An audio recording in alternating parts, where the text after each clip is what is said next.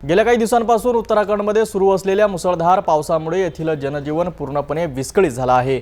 अनेक नद्या आणि नाले दुथडी भरून वाहत आहेत, ज्यामुळे अनेक महामार्ग बंद पडलेत आणि वाहतूक पूर्णपणे थांबली आहे।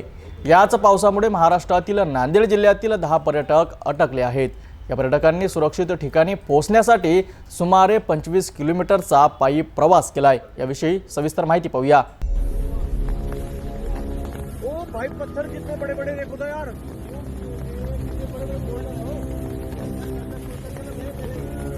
10 कुंटल क्या है, हजारों कुंटल के होंगे।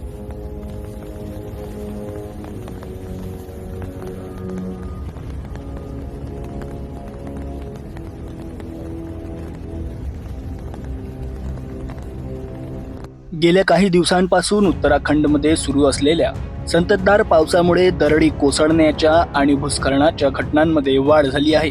नद्या आणि नाल्यांना पूर आल्याने अनेक ठिकाणी रस्ते पाण्याखाली गेले आहेत, तर काही ठिकाणी रस्ते खचले आहेत। यामुळे बद्रीनाथ, केदारनाथ सारख्या प्रमुख तीर्थक्षेत्रांचे मार्ग बंद झाले आहेत। नांदेड जिल्ह्यातील 10 पर्यटक याच पावसात अडकले आहेत। हे पर्यटक सध्या उत्तर काशीमधील हनुमान चेठी येथे अडकले आहेत। या पर्यटकांपैकी काही जण यमुनोत्री धामच्या दर्शनासाठी गेले होते। परतीच्या प्रवासात अचानक आलेल्या पावसामुळे ते अडकले। त्यांनी सुरक्षित ठिकाणी पोहोचण्यासाठी सुमारे 25 किलोमीटरचा पायी प्रवास केला। सध्या या 10 पैकी 3 पर्यटक एका ठिकाणी आणि 7 पर्यटक दुसऱ्या ठिकाणी आहेत। नांदेडमधील बिलोली येथील सचिन पत्तेवार यांनी एक व्हिडिओ शेअर करून केंद्र आणि राज्य सरकारकडे तातडीने मदतीची मागणी केली आहे। या घटनेमुळे पर्यटकांच्या सुरक्षिततेचा प्रश्न पुन्हा एकदा ऐरणीवर आला आहे। स्थानिक प्रशासन मदत कार्यात गुंतले असले तरी अजूनही अनेक पर्यटक अडकल्याची शक्यता आहे। नमस्कार, मी सचिन पत्तेवार। नांदेडहून आलेले आम्ही काही जण घटनास्थळाजवळ आहोत। इथे तुफान पाऊस सुरू असून सगळ्याच नद्यांना पूर आला आहे, त्यामुळे अनेक रस्ते बंद पडले आहेत।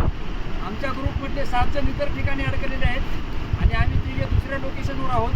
जर कृपया कोणी यायचा विचार करत असेल तर सध्या येणे टाळावे, हेच आमचं सांगणं आहे।